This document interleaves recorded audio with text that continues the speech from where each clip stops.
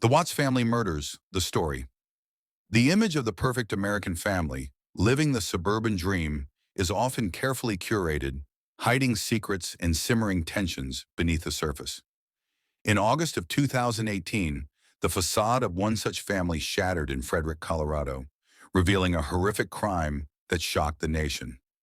This is the story of the Watts family murders, a tale of betrayal, lies, and unspeakable tragedy. Shanann Watts was a vibrant and active woman, heavily pregnant with her third child, a son she planned to name Nico. She was a successful sales representative for a multi-level marketing company and shared her life openly on social media, portraying a loving marriage to Chris Watts and a joyful family life with their daughters, 4-year-old Bella and 3-year-old Celeste. On August 13, 2018, Shanann returned home from a business trip in Arizona.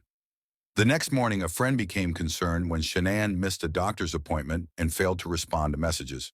The friend went to the Watts home and found it empty.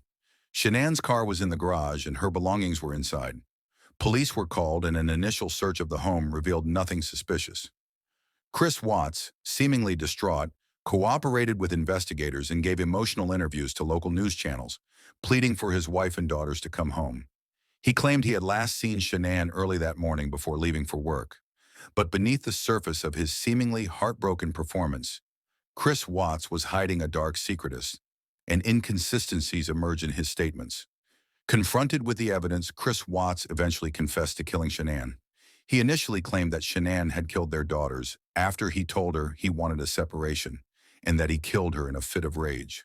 However, this story quickly fell apart. Chris Watts led investigators to the Anadarko petroleum oil and gas site where he worked. There, the horrifying truth was revealed. Shanann's body was found buried in a shallow grave. The bodies of Bella and Celeste were discovered inside oil tanks, having been suffocated by their father.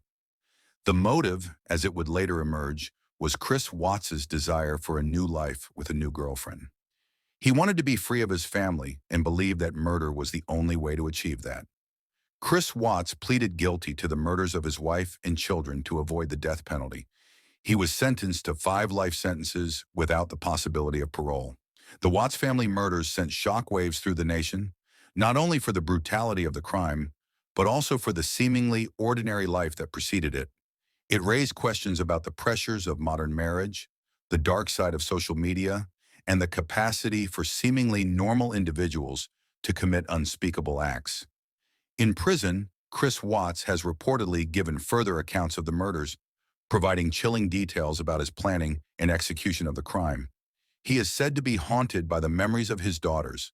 The Watts family murders stand as a tragic reminder that appearances can be deceiving and that evil can lurk behind the most seemingly ordinary facades.